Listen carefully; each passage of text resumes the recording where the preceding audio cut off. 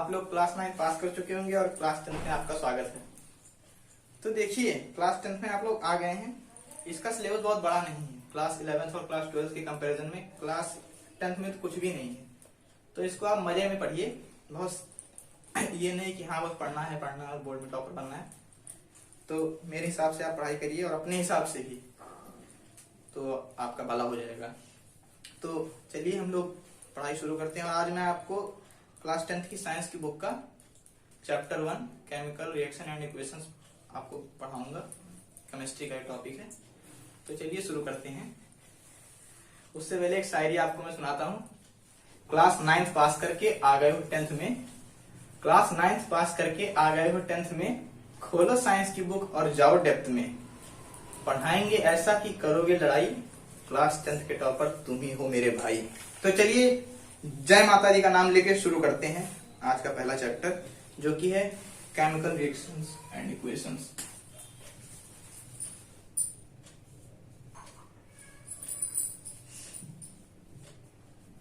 Chapter 1 हमारा है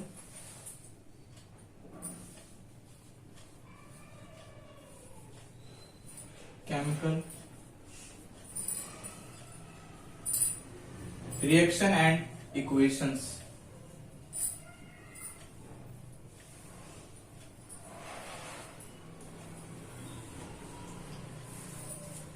तो सबसे पहले हम ये जानेंगे कि केमिकल रिएक्शन क्या होती है। तो केमिकल रिएक्शन कुछ नहीं है।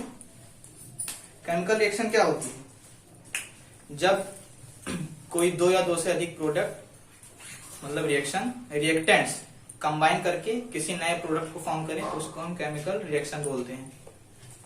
इसकी डेफिनेशन मैं आपको लिखा देता हूँ। What is a chemical reaction. मान लीजिए हमारे पास क्वेश्चन है,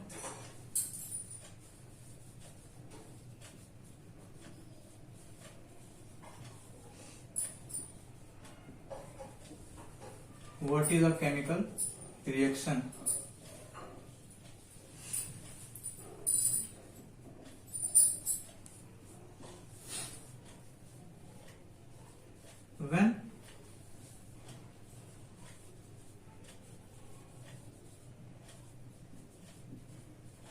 When new substance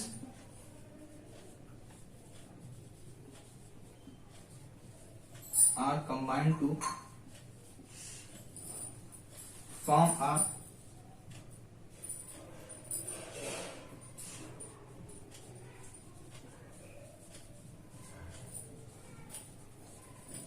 प्रोडक्ट, या न्यू में लिख के यहां पे लिख दो डिफरेंट।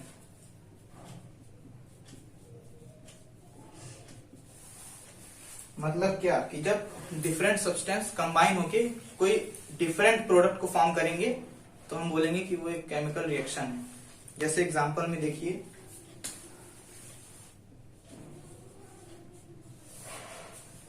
एग्जांपल में मान लीजिए कि मैग्नीशियम जब ऑक्सीजन से रिएक्ट करेगा तो क्या बन जाएगा? Magnesium oxide. और ये 2Mg, इसको हम ऐसे लिख देंगे। बैलेंसिंग मैं आपको बाद में सिखाऊंगा। अभी सिर्फ रिएक्टेंट और प्रोडक्ट पे ध्यान दीजिए कि जब मैग्नीशियम और ऑक्सीजन आपस में रिएक्ट करेंगे तो मैग्नीशियम ऑक्साइड बनेगा। ये एक अलग रिएक्टेंट है, अलग सब्सटेंस, ये भी एक अलग सब्सटेंस, और ये दोनों मिलके एक नया प्रोडक्ट फॉर्म कर रहे हैं। तो it is example of chemical reaction. Chemical reaction आपका टॉपिक खत्म हो। ये केमिकल रिएक्शन यही बना है। आप लोग बड़ा डेफिनेशन लिख लीजिए। ओके, तो आइए हम जानते हैं कि कैसे हमें पता चलेगा कि कोई रिएक्शन हुई है। हम लोग कैसे जानेंगे कि हाँ केमिकल रिएक्शन हो गई है। तो उसके लिए आपकी बुक में एनसीईआरटी में 3 एक्टिविटीज हैं। तो उसको मैं ऐसे एक्सप्लेन कर दे रहा हूँ और मैं फोटो उसकी लगा दूंगा, तो आप लोग उसको पढ़ लीजिएगा। तो उसको मैं एक्सप्लेन कर देता हूँ। सबसे पहले इसको रफ कर देते हैं।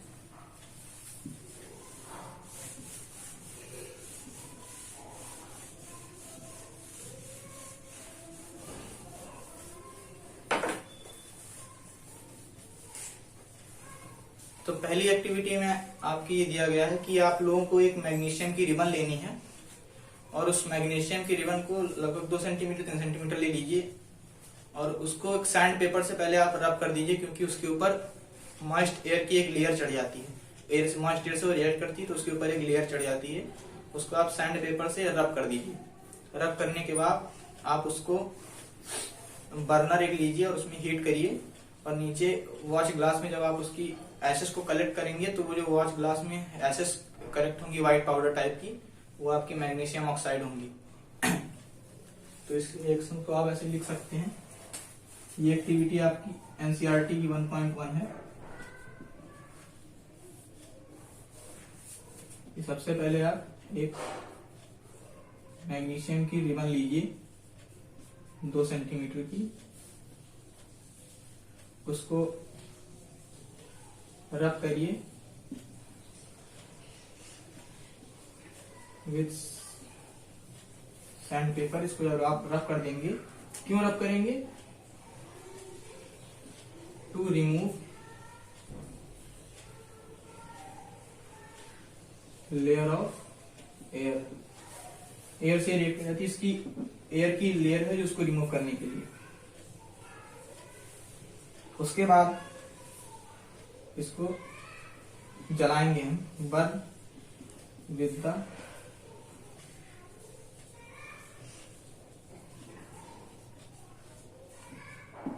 Help of burner. इसको बर्नर की हेल्प से आप जलाएंगे, और आप इस एक्टिविटी को अपने टीचर की प्रेजेंस में करिएगा, क्योंकि ये थोड़ा खतरनाक हो सकता है, क्योंकि जलाने वलाने का काम है यहाँ पे। तो उसको आप अपने टीचर की प्रेजेंस में लैब में करिएगा।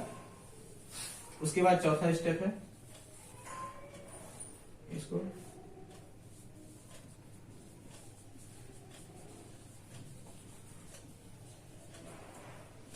इसमें जब आप इसको जलाएंगे तो एक व्हाइट पाउडर निकलेगा। उस व्हाइट पाउडर को आपको चाइना डिश में या किसी कटोरी में कलेक्ट करना है, और जो व्हाइट पाउडर होगा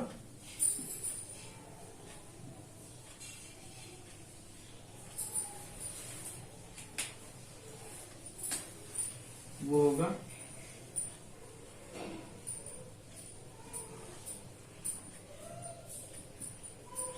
मैग्नीशियम ऑक्साइड का। जो व्हाइट पाउडर होगा वो मैग्नीशियम ऑक्साइड का होगा। तो इस प्रकार ये एक्टिविटी आपकी फिनिश हुई। इसको आप ऐसे चाहें तो ऐसे ही नोट कर लीजिए, बाकी मैं इसकी फोटो लगा दूंगा साइड में, आप देख लीजिएगा।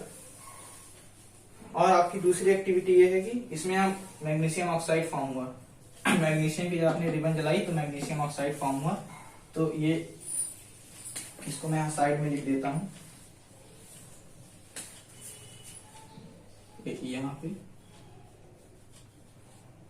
मैग्नीशियम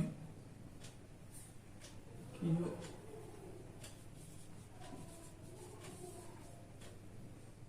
रिबन को जब हमने बर्न किया तो ये मैग्नीशियम ऑक्साइड, ये फर्स्ट एक्टिविटी का है।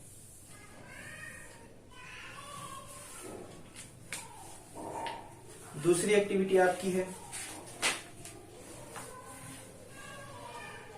कि इसको मैं रख कर रहा हूं, आप एक बार देख लीजिए।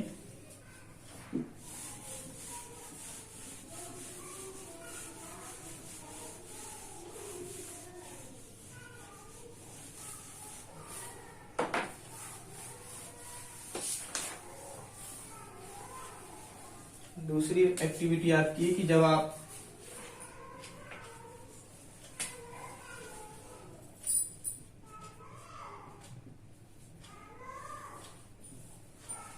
लेड नाइट्रेट को पोटेशियम आयोडाइड के साथ मिक्स करेंगे तो क्या बनेगा। ये आपकी एक्टिविटी नंबर 1.2 बोलती है कि जब आप उसमें लेड नाइट्रेट सॉल्यूशन में पोटेशियम आयोडाइड को मिक्स करेंगे तो क्या बनेगा। आइए देखते हैं।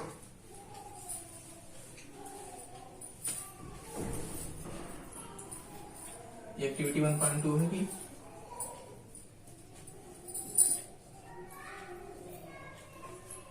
अप्रॉक्स में 5 ml सॉल्यूशन ले लीजिए, 5 ml solution of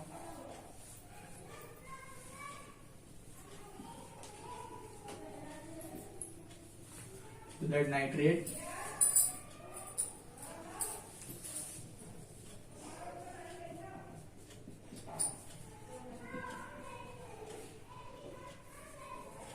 potassium iodide के साथ इस सॉल्यूशन को मिक्स कर दीजिए।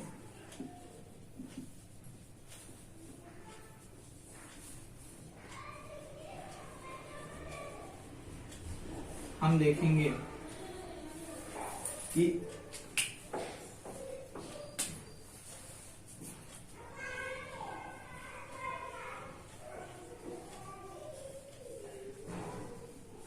लेड आयोडाइड बनेगा और इसका कलर होगा लेड आयोडाइड इज फॉर्म, ये व्हाइट कलर का प्रेसिपिटेट बनेगा।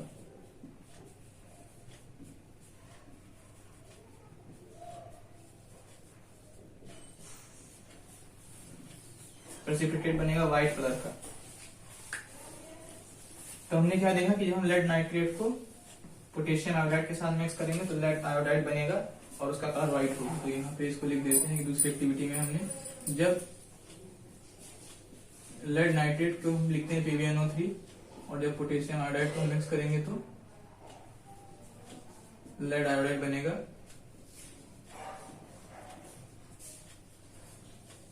व्हाइट कलर का।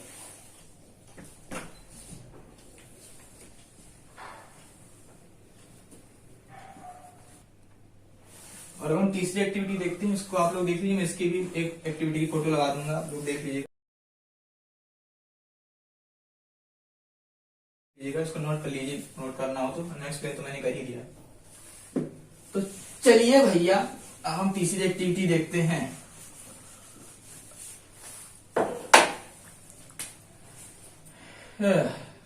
एक्टिविटी 1.3, इसमें कुछ नहीं है, इसमें यह है कि एनसीईआरटी जो आपकी बोलती है, एनसीईआरटी में है ये एक्टिविटी, हाँ है। इसमें इस एक्टिविटी में कि आप जिंक के थोड़े टुकड़े लीजिए और उसको डाइल्यूट हाइड्रोक्लोरिक एसिड या हाइड्रोजन सल्फेट एसिड में डाल दीजिए। उसके बाद जो रिएक्शन होगी वो आपको देखनी पड़ेगी। तो आइए हम देखते हैं क्या होती है reaction.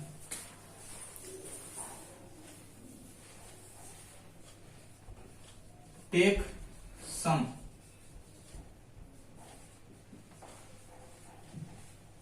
pieces of zinc granules,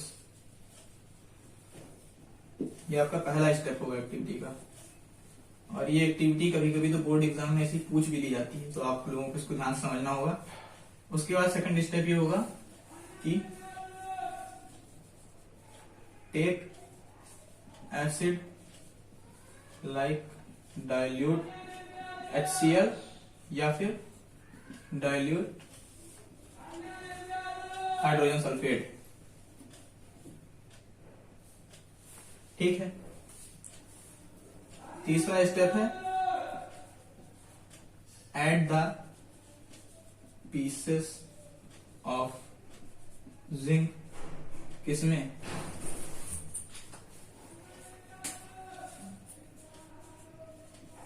H2SO4 dilute में। हम ये एसिड के रिस्पेक्ट में एक्टिविटी कर रहे हैं, आप इसमें भी कर सकते हैं। इसको डाइल्यूट हाइड्रोजन सल्फेट में डालिए इसको। जब आप इसको डालेंगे तो आप देखेंगे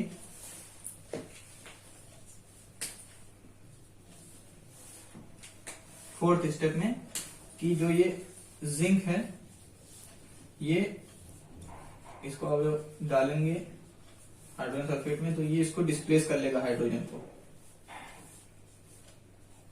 और ये बनाएगा ZnSO4+H2।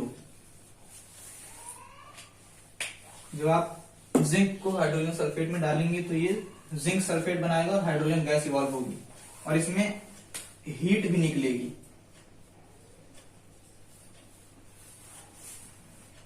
हीट निकलेगी इसमें, मतलब टेम्परेचर इंक्रीज होगा। और जब आप जिस टेस्ट ट्यूब में इसको करेंगे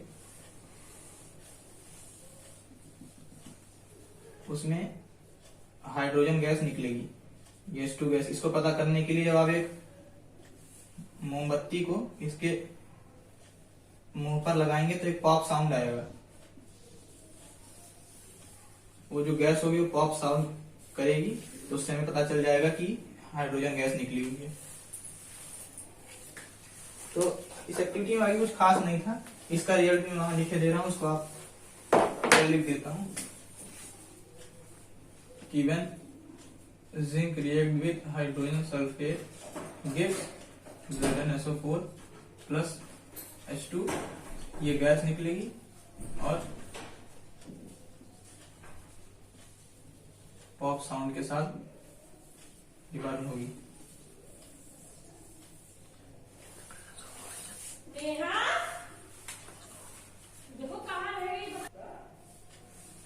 तो इस तीनों एक्टिविटी में कुछ खास था नहीं, मैंने आपको बताया कि जब आप जिंक है, जिंक के कुछ पीसेस को डायल्यूट H2SO4 या HCl में डालेंगे आप, तो जिंक आपका मोर रिएक्टिव होता है हाइड्रोजन से, वो बनाएगा H2SO4 से रिएक्ट करके जिंक सल्फेट और हाइड्रोजन गैस आपकी इवॉल्व होगी ऑक्सीजन की प्रेजेंस में। और इस हाइड्रोजन गैस को चेक करने के लिए जब आप किसी कैंडल को, मोमबत्ती को इस टेस्ट ट्यूब के पास लेके आएंगे, जलती हुई कैंडल को, तो ये हाइड्रोजन गैस पॉप साउंड की आवाज करेगी, ये पॉप साउंड बोलेगी। तो इससे हमें पता चल जाएगा कि हाइड्रोजन गैस इसमें से निकल रही है। तो ये आपकी एक्टिविटी में था। तो हमने जो ये रिजल्ट लिखे हैं, अब आइए हम इनसे पता करते हैं कि हमें कैसे पता चला कि ये केमिकल रिएक्शन हुई है उसमें। तो इसको मैं रफ करता हूं।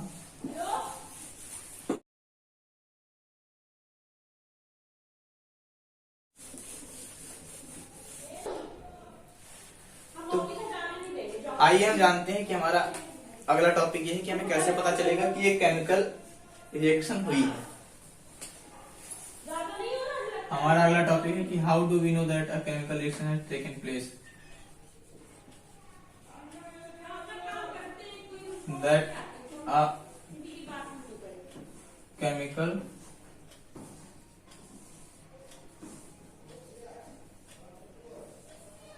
had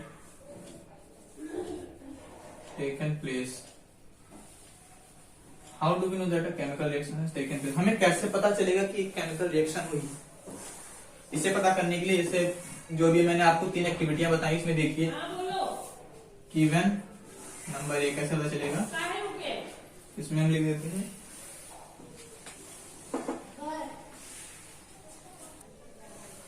तो जब कोई नया प्रोडक्ट फॉर्म हो जाए, न्यू प्रोडक्ट इज फॉर्म्ड, मतलब क्या, जैसे देखिए हम यहाँ पे मैग्नीशियम रिबन को जब जलाए थे, बर्न किए थे ऑक्सीजन की प्रेजेंस में, तो क्या फॉर्म हुआ था, मैग्नीशियम ऑक्साइड। तो इससे हमें पता चला कि केमिकल रिएक्शन हो गई, ये वेरीफाइड हो गई। दूसरा सिस्टम है, कैसे पता करेंगे, जब स्टेट में चेंज हो जाए, चेंज इन स्टेट, मतलब क्या कि मान लीजिए हम किसी लिक्विड को प्रोडक्ट के रूप में लेते हैं, उसको मिक्स करते हैं, तो वो गैस में हो जाए, सॉलिड में हो जाए। तो जैसे यहाँ पे देखिए, ये हाइड्रोजन यहाँ पे लिक्विड में था H2SO4, बट यहाँ पे हाइड्रोजन ये गैस में हो गया, तो ये भी वेरीफाइड हो गई। तीसरे में क्या है कि एवोल्यूशन ऑफ गैस, गैस निकलने लगी, तो यहाँ पे देखिए हाइड्रोजन गैस निकल रही है, ये वेरीफाइड हो गई। इससे हमें पता चलता है कि केमिकल रिएक्शन हुई है। चौथा, चेंज इन कलर, अगर कलर चेंज हो जाए किसी रिएक्शन में तो पता चल जाता है कि यहाँ केमिकल रिएक्शन है। यहाँ पे देखिए, जब हम लेड नाइट्रेट को पोटेशियम आयोडाइड के साथ मिक्स करते हैं तो लेड आयोडाइड बनता है, जो व्हाइट कलर का होता है, प्रेसिपिटेट। तो यहाँ पे हमें पता चल गया कि यहाँ केमिकल रिएक्शन नहीं है, ये वेरीफाइड हो गई। और एक और last, change in temperature, temperature change हो जाए, मतलब हीट हो जाए वो हमारा टेस्ट ट्यूब। तो देखिए यहाँ पे हीट निकलती है, जब हम इसको जिंक को हाइड्रोजन सल्फेट में डालते हैं तो जिंक सल्फेट बनता है और हीट रिलीज होती है, तो ये भी वेरीफाइड हो गई। तो अगर ये सब चीज हमारी केमिकल रिएक्शन में हो रहे हैं, ये सारी चीज, तो हमें पता चल जाएगा कि हाँ एक केमिकल रिएक्शन है ये। तो हमारा अगला टॉपिक है बच्चों केमिकल इक्वेशन, कि केमिकल इक्वेशन क्या होती है। तो पहले आप इन सब चीजों को नोट कर लें, स्क्रीनशॉट ले लें या नोट कर लें। नोट कर लीजिए कि बाद में आप लोग रजाई में घुस जाएंगे और कुछ नोट नहीं करेंगे, या आपकी फोन में पड़ा का पड़ा रह जाएगा। तो इसको नोट कर लीजिए, फिर हम आपको बताते हैं कि केमिकल इक्वेशन क्या होती है।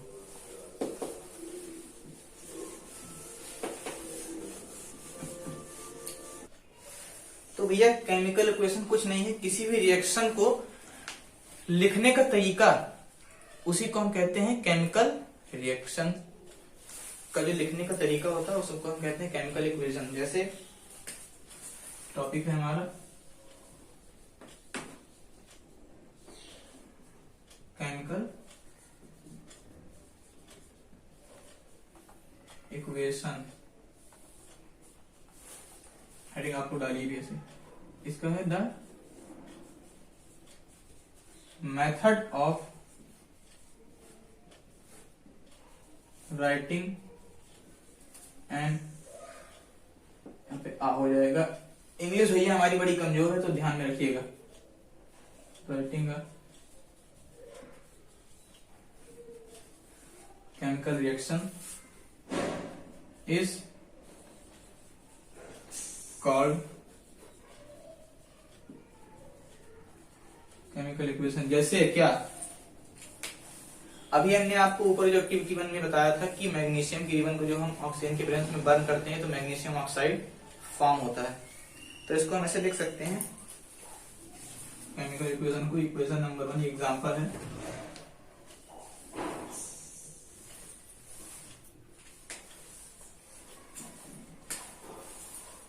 when magnesium ribbon burns in the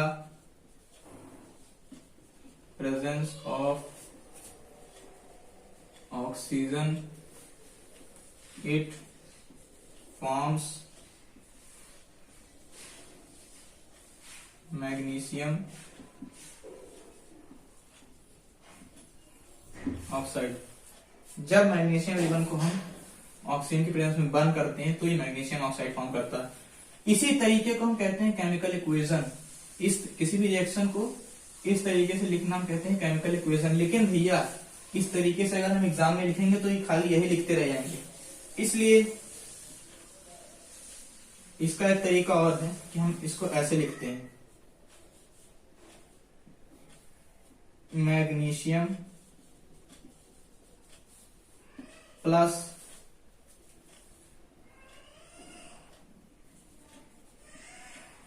oxygen gives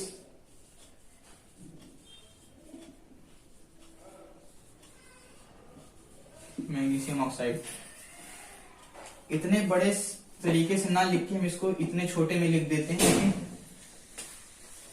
दो रिएक्टेंट के बीच में हमेशा प्लस का सिंबल आता है कि ये और ये दोनों जुड़ के फिर ये दे रहे हैं, और प्रोडक्ट जब हमें दिखाना होता है तो हम इसको एरो से दिखाते हैं, डिनोट करते हैं। हालांकि यहाँ पे भी प्लस साइन आ सकता है, जब एक या दो से ज्यादा प्रोडक्ट फॉर्म होंगे तो हम प्लस साइन यहाँ पे भी डिनोट करेंगे। इस तरीके से भी लिखेंगे तो भी हमें बहुत टाइम लगेगा, इसलिए हम ये तरीका यूज करते हैं। मैग्नीशियम का सिंबल जो होता है वो Mg होता है, तो Mg प्लस ऑक्सीजन का symbol O gives a new product Mg oxide, मतलब मैग्नीशियम ऑक्साइड MgO। तो इस तरीके को हम नहीं यूज करते हैं, इसको भी नहीं यूज करते हैं, इसको यूज करते हैं क्योंकि ये बहुत छोटा है, सिंबॉलिकली रिप्रेजेंटेशन बहुत आसान होती है एग्जाम में, इसलिए हम इसको इस तरह से देखते हैं। बाकी बैलेंसिंग वगैरह का आपको करनी है तो कर सकते हैं। ये 2mg हो गया, ये मैं बैलेंसिंग आपको एक अलग वीडियो में सिखाऊंगा क्योंकि वो बहुत अच्छा टॉपिक है, और इसमें छोटी अगर मैं शॉर्ट में सिखाऊंगा तो आपको नहीं समझ में आएगा। तो ये होती है केमिकल इक्वेशन। तो आप लोगों ने केमिकल इक्वेशन समझा। हम आपको बताते हैं कि रिएक्टेंट और प्रोडक्ट क्या होते हैं। जो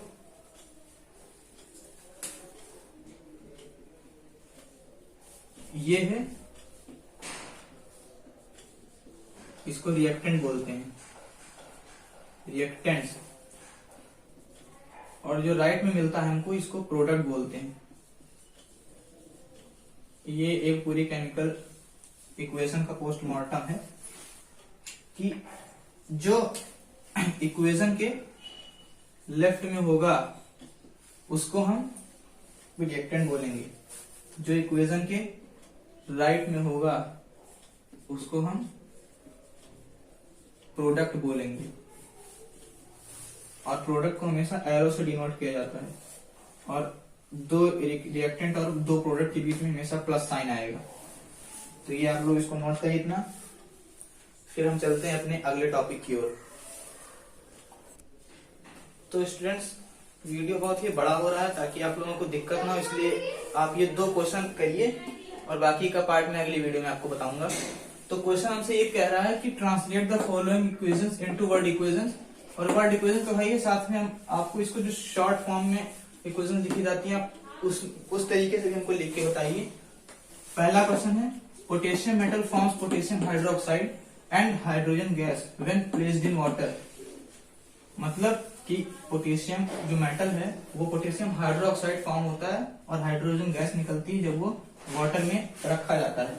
तो इसको आप हमें एक तो वर्ड इक्वेशन में लिख के दिखाइए, उसके बाद जो शॉर्ट मेथड होता है उसमें आप हमको लिख के दिखाइए। और एक दूसरा क्वेश्चन है, hydrogen sulphide gas burns in air, मतलब ऑक्सीजन में, to give water and sulphur dioxide, हमें वाटर और सल्फर डाइऑक्साइड देती है जब वो हवा के प्रेजेंस में बर्न होती है, ऑक्सीजन के प्रेजेंस में बर्न होती है। तो वीडियो को पॉज करिए और इसको अपनी कॉपी में लिखिए। चलिए मैं बताता हूं आपको। पोटेशियम मेटल एक तरीका हो गया ये, पोटेशियम प्लस, अच्छा ये potassium metal forms potassium hydroxide and hydrogen gas when placed in, हाँ पोटेशियम प्लस वाटर। फिर ये मैंने क्या कहा था कि जब भी दो रिएक्टेंट के बीच में हमेशा प्लस साइन आएगा क्योंकि पोटेशियम और वाटर ऐड हो रहे हैं। पोटेशियम वाटर जब रिएक्ट करेंगे तो हमें देंगे पोटेशियम हाइड्रोक्साइड, मतलब potassium hydroxide plus hydrogen gas निकलती है। तो ये हो गई वर्ड इक्वेशन, इसको मैंने लिख दिया। अब इसको हम शॉर्ट तरीके से लिखते हैं। तो ये पोटेशियम का सिंबल के, वाटर का H2O। ये मैं आपको अगली आगे बताऊंगा कि कैसे वाटर बनता है, कैसे पोटेशियम हाइड्रोक्साइड क्या कैसे कब बनता है। तो ये पोटेशियम का सिंबल के, वाटर का H2O, जब ये रिएक्ट करेंगे तो हमें मिलेगा पोटेशियम हाइड्रोक्साइड, मतलब KOH2। हमने H1 नहीं लिखा क्योंकि H 2 होते हैं, H के जो मॉलिक्यूल होते हैं वो 2 होते हैं, H के लिए हाइड्रोजन एटम होते हैं वो 2, इसलिए हमको इस तरह से हमने लिखा था कि ये 2H पे जाए। ये मैं आपको आगे बताऊंगा कि सब कैसे हो रहा है, अभी आप सिर्फ इतना समझिए। और हाइड्रोजन गैस को हम ऐसे दिखाते हैं, हाइड्रोजन गैस इवॉल्व हुई। इसका इसी तरह आप होमवर्क में करिए, आपके लिए SW में मैं इसका आंसर आप लोगों से जानना चाहूंगा। तो उम्मीद करता हूँ कि आपको वीडियो पसंद आई होगी। वीडियो पसंद आए तो लाइक करिएगा, ना पसंद आए तो डिसलाइक करिएगा। मैं आपसे कोई जबरदस्ती नहीं है कि आप इसको लाइक ही करें, और हमें कमेंट में बताइए कि कैसा पढ़ा रहा हूं मैं, और फिर मैं आपको अगला पार्ट इसका दूंगा जल्दी। तब तक के लिए मजे करिए और ठंडियों का आनंद लीजिए। Thank you.